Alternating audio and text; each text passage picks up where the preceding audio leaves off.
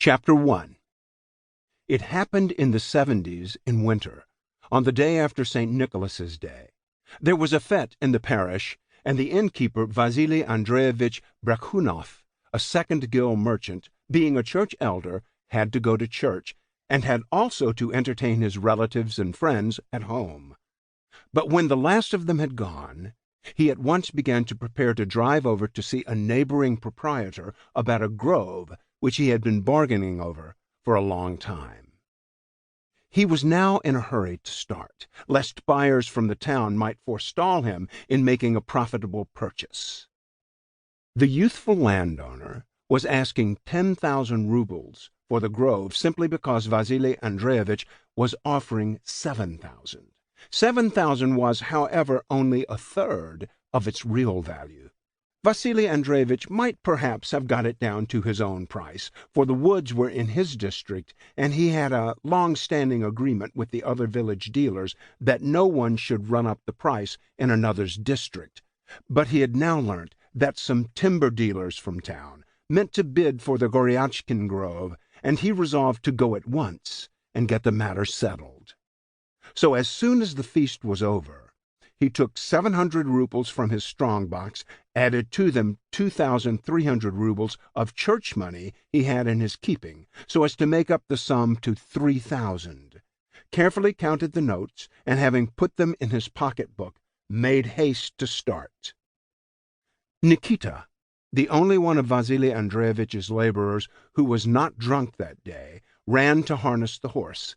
Nikita, though an habitual drunkard, was not drunk that day, because since the last day before the fast, when he had drunk his coat and leather boots, he had sworn off drink and had kept his vow for 2 months, and was still keeping it despite the temptation of the vodka that had been drunk everywhere during the first 2 days of the feast.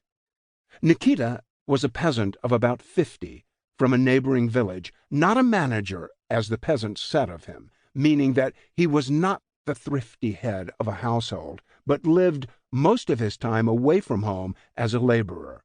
He was valued everywhere for his industry, dexterity, and strength at work, and still more for his kindly and pleasant temper. But he never settled down anywhere for long, because about twice a year, or even oftener, he had a drinking bout. And then, besides spending all his clothes on drink, he became turbulent and quarrelsome. Vasily Andreevich himself had turned him away several times, but had afterwards taken him back again, valuing his honesty, his kindness to animals, and especially his cheapness. Vasily Andreevich did not pay Nikita the 80 rubles a year such a man was worth, but only about 40, which he gave him haphazard in small sums, and even that mostly not in cash, but in goods from his own shop and at high prices.